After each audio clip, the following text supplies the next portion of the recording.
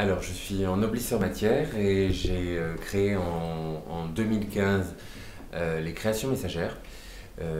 Et ma signature est la transformation de la pollution plastique en fleurs, notamment les films plastiques comme les sacs plastiques, le PVC, le papier bulle, etc. Et aussi les fibres plastiques que l'on peut trouver justement dans les filets de pêche, les cordages.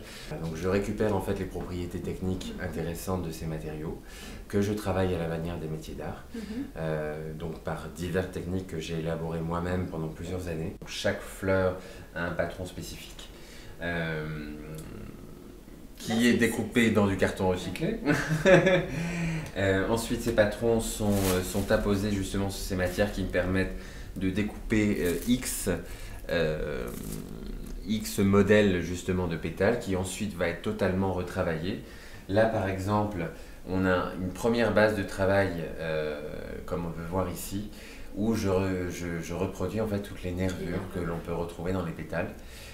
Voilà, donc tout ça c'est une technique de pliage bien spécifique et fixée avec une température bien définie.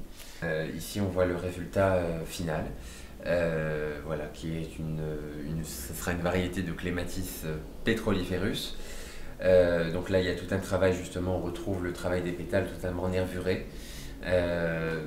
Et en plus avec un traitement de pigments qui sont, voilà, que je travaille au pinceau. Donc chaque application de pigment est faite au pinceau et j'invite les gens à participer, donc à être eux-mêmes justement collecteurs de ces matières-là.